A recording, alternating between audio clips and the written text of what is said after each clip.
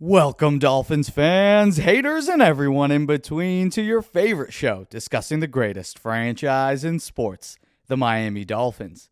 This is the PhinsPod. My name is Moose, your host, and we are sitting in a pretty good spot right now. 7-3 through 11 weeks of the season, leading the AFC East and the number 2 seed in the conference at large. Last we saw the Dolphins play against Cleveland, the offense was firing on all cylinders, and the defense had stepped up their play as they started to get accustomed to life with new acquisition Bradley Chubb.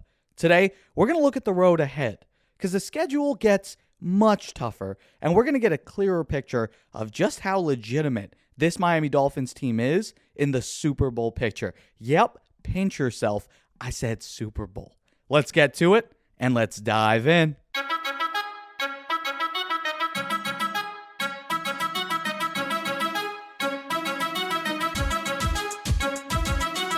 Coming off the bye, people often think that it's best to play your tougher matchups then, because when you consider that a team gets more time to prepare with the extra week off, and that added rest generally equates to fresher legs for your team. But I actually disagree, because good teams, they tend to get in a rhythm as the season progresses, and the best units just get better and better as the season goes along. They want to be playing their best ball in November and December right before a potential playoff push, and that's what we were seeing with the Dolphins. So when a bye week does come along, sure, you can get guys healthy, but there's a solid chance that you end up coming out slow. That's why I'm actually thankful that Miami is facing the Houston Texans this weekend. I wouldn't expect a hot start from the Fins. If anything, I think there may be some rust that needs to be shaken off. And I think that the Dolphins are going to get it together pretty quick on Sunday. The talent differential between these two squads, it is big, and it's going to show at the end of the game. But allowing this team, the Dolphins, to ease back into this final stretch, I think will prove to be beneficial. When you consider the Texans haven't really ruled out a quarterback change, which could make things interesting since the Fins have no doubt been prepping for Davis Mills. All the film of this Lovie Smith Houston Texans squad is with Davis Mills on offense. And to be fair, their backup Kyle Allen does not play an extremely different style at the quarterback position, but he's a little bit more mobile. And if we know anything about this Dolphins defense, is that we perform best against immobile quarterbacks. And that's why I think their score production should be limited if Davis Mills plays. Hell, even if Kyle Allen plays. Offensively, I'd expect Miami to get back to business. By the end of the game, into the second half, you want to see them get back to what they are. And look, they could surprise me and be dominant from the get-go. That would make me incredibly happy. But I wouldn't surprise the rust when you consider they were rolling and then they got a week off to rest and kind of, decompress from the rigors of an NFL season. I want to see the utilization of Tyreek Hill often, but again, because of the opponent, lean on establishing a ground game. And again, like I said, it's not so much to ensure victory over the Texans, because regardless of throwing, running, I would expect regardless of that approach, you can pull this out. But I want to see the line, the offensive line, get more comfortable and confident as they play tougher defenses ahead. Now look, a loss here against the Houston Texans is inexcusable. And I understand Mike McDaniel is a rookie coach and Lovie Smith has been around the block. So I wouldn't be surprised if the Texans have a good game plan, a few gadget plays in store. But if you're a team that wants to talk Super Bowls, you win this game.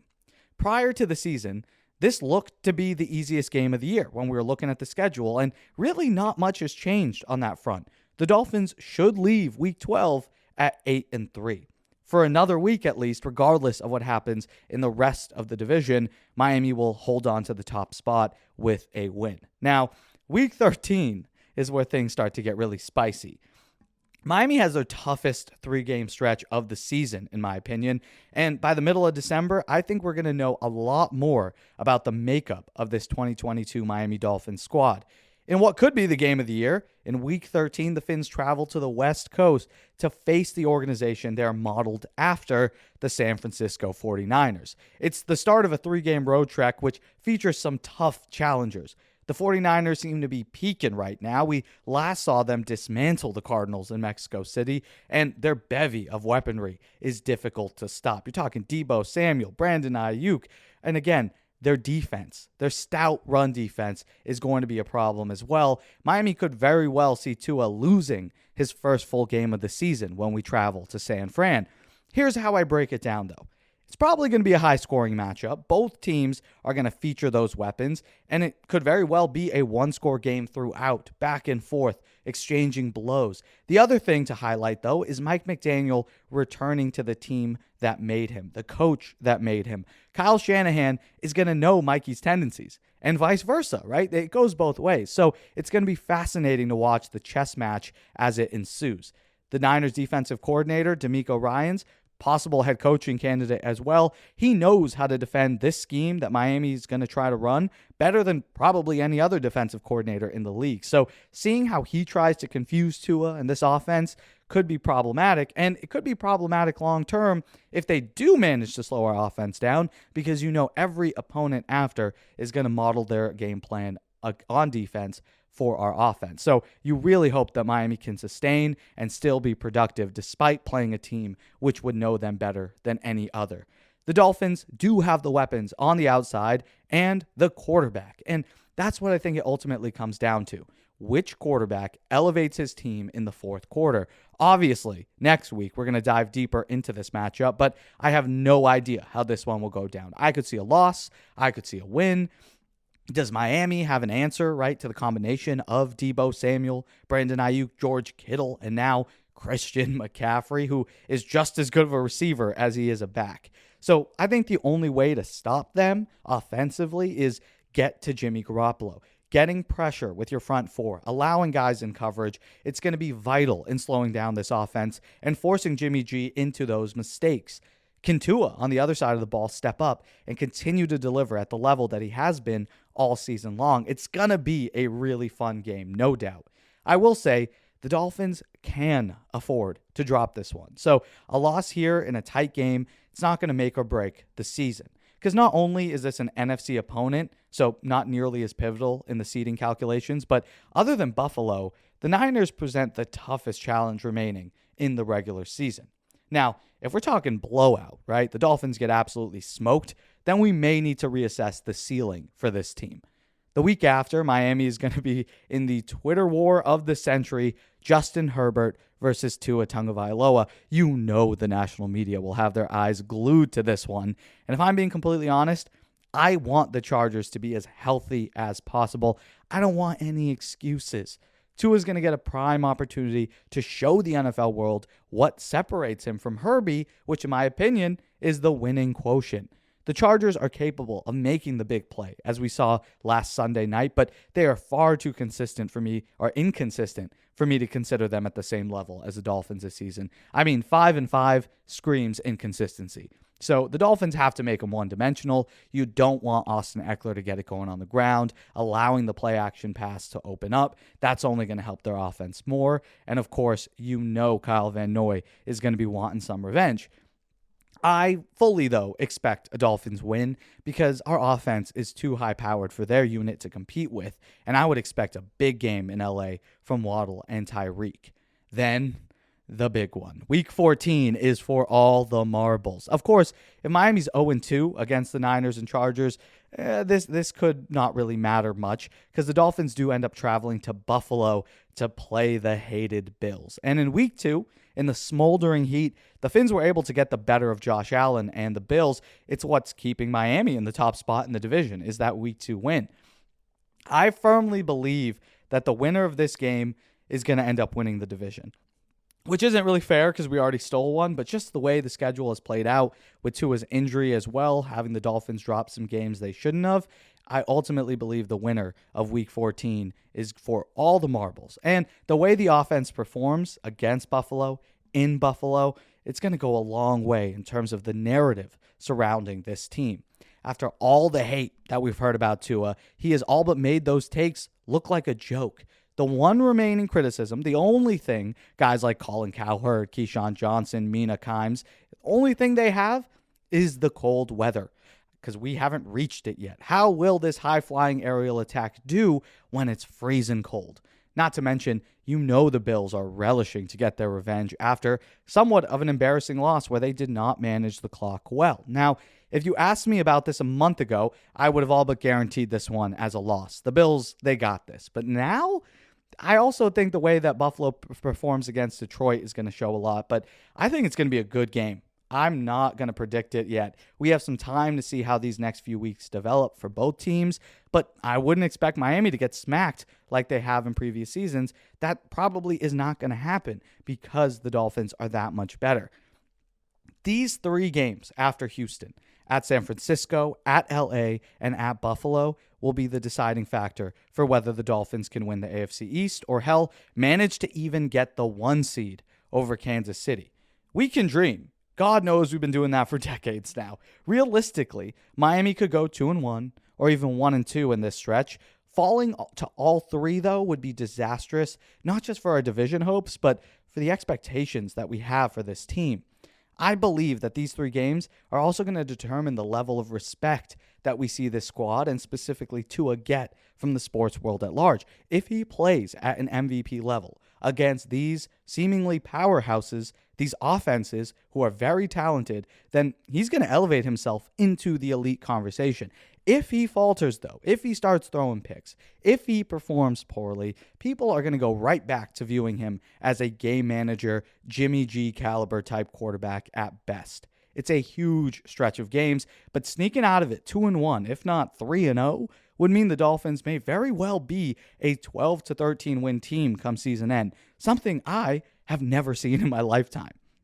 Then the final 3 games, they ease up a little bit. The Dolphins come home after they face the Bills on Christmas Day. It'll be a nice little Christmas present for us, facing Aaron Rodgers and the Packers. Although the Pack have been inconsistent all year, they tend to play bad to mediocre more than the magic that we saw in the fourth quarter against the Cowboys. Hell, they went to overtime against Bailey Zappi. The only thing Miami should fear in this game is the Packers' run game and, of course, Aaron Rodgers himself. Remember, Miami struggles against mobile quarterbacks, but not traditional backfield runs. We're able to stop run games from the backfield much better than we are to stop Justin Fields, Lamar Jackson. So the combination of Aaron Jones and A.J. Dillon should be something that our defense is able to take care of. Also, considering Miami will finally be home after nearly a month on the road, I fully expect the Dolphins to secure a victory. And then the same thing goes for the final 2 games of the 2022 season at New England and then closing out the season at home against the Jets. Look, we're not falling to the Patriots. That's the one, other than Houston, that's the one I can tell you right now. We're not losing. Yeah, the Pats have been annoyingly frisky this season. Right now, they sit at 6-4. They're playing well above their talent level, but the Dolphins are just too much for them to handle. When you look at their wins, it's against some pretty bad teams. Anytime they face a decent team, they lose. Their offensive line is in shambles. Mac Jones has regressed mightily, not really due to him, but mainly the tutelage of Matt Patricia and Joe Judge. And again, the most important factor of why I know the Dolphins are beating the Pats, Tua is their daddy.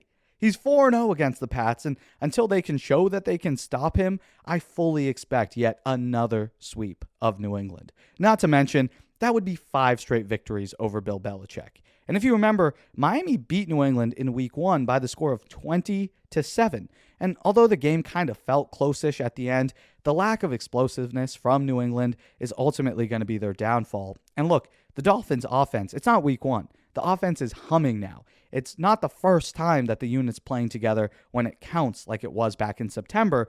I expect a blowout. I hope for a blowout.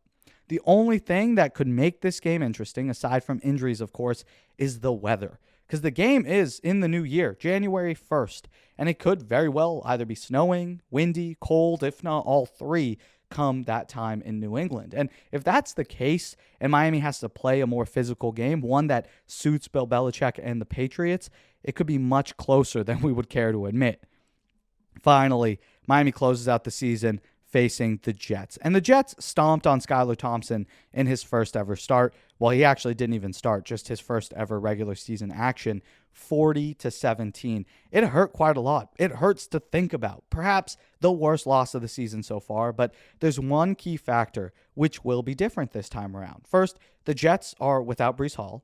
the seemingly odds-on favorite to have won Offensive Rookie of the Year prior to his season-ending injury, and he torched Miami. And of course, this time, the Jets face Tua, not a 7th-round rookie sprung into action due to a bullshit call from some athletic trainer in the stands, with some binoculars from New Jersey. So not only is Tua undefeated against the Pats, he's also never lost to the Jets. And I know they're a better team. Frankly, I do think they're better than New England, and they might at that point have switched out Zach Wilson. But come on. We all saw last Sunday that offense is not good. And as long as Miami can continue to score in the high 20s or low 30s, this should also be a win as this team heads into the playoffs for the first time in over 5 years. Unfortunately, Miami does not have a stretch like Detroit, Chicago, and Cleveland left on their schedule, but it's a time of year when legitimate threats to the title play their best ball. If you are that good, you win these games. Miami has an opportunity to change the way that the fans think about them, change the expectations in the building and in the city. If I had to rank the remaining opponents in terms of difficulty and fear, it'd probably look like this. Number 1, the Buffalo Bills. You got to respect them. They're a division rival. We know each other intimately, and Josh Allen is by far the best quarterback left on the schedule. Then the San Francisco 49ers, then the Chargers, then the Packers, at 5, the Jets, and at 6, the Patriots. And lastly, of course, this weekend's opponent, the Houston Texans. Here's the thing, Dolphins.